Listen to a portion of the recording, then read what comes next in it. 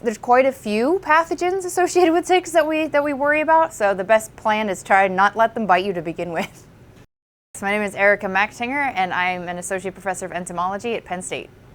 May is Lyme Disease Awareness Month, and so there are some new things coming up with Lyme disease, one of them being the vaccine. So the vaccine has been in phase 3 trials. It's a new vaccine, and we hope that it'll be out in the next couple years, so folks will have a new tool to help protect themselves. But it is important, even though we do focus a lot on Lyme disease, that vaccine will not protect against some of the other pathogens that ticks carry or other conditions. So we do worry about alpha-gal syndrome, which is the red meat allergy. We worry about that. It's becoming more common, or at least we're recognizing it more. We do worry about babesia or babesiosis, anaplasmosis, and Powassan virus encephalitis. A lot of these different pathogens will not be protected when you get the vaccine. So we do have to do all those other things. We do have to still think about other personal protection to help protect ourselves.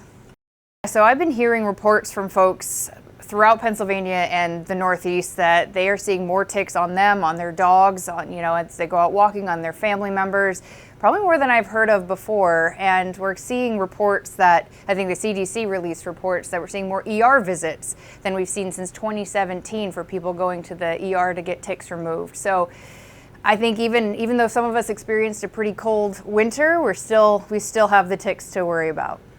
The best way to prevent tick bites, there's really 3 main things you can do. One is treating your clothes with permethrin or buying permethrin treated clothing. A lot of folks haven't heard of that. It's really simple.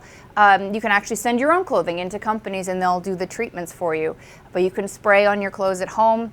It's specific permethrin made for fabrics. It's really easy to do. That's one of the best ways. You can also use repellents. And these are EPA registered repellents, so not something you make at home. These are repellents that have been tested for efficacy. That means how well they work, as well as their effect on, or their safety and their effect on a variety of different, not just ticks, but also mosquitoes.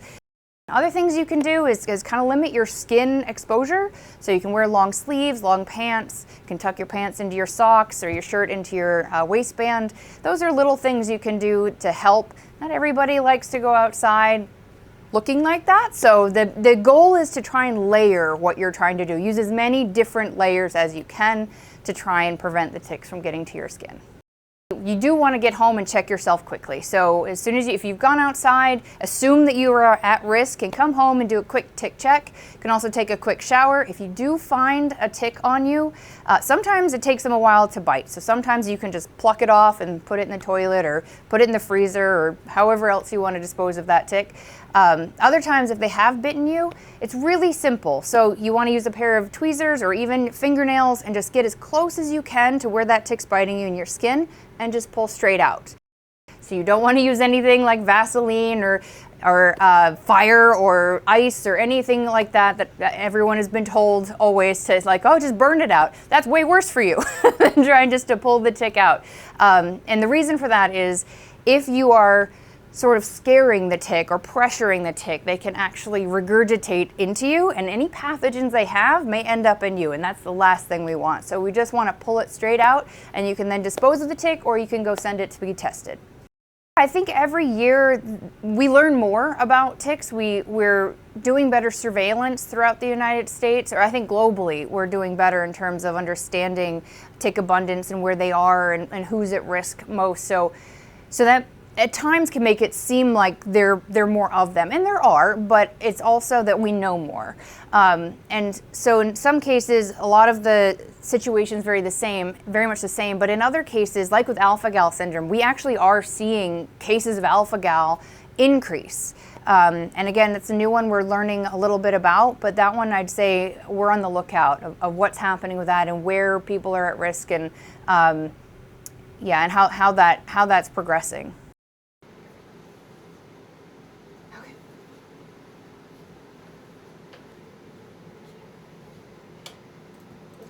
Trouble than it's worth.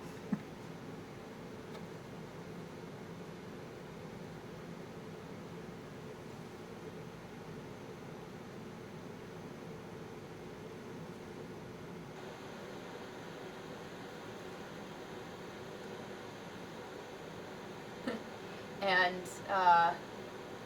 wave their little front legs around. Let's see if we can get her to do it. Oh. That's called questing when they do that. They like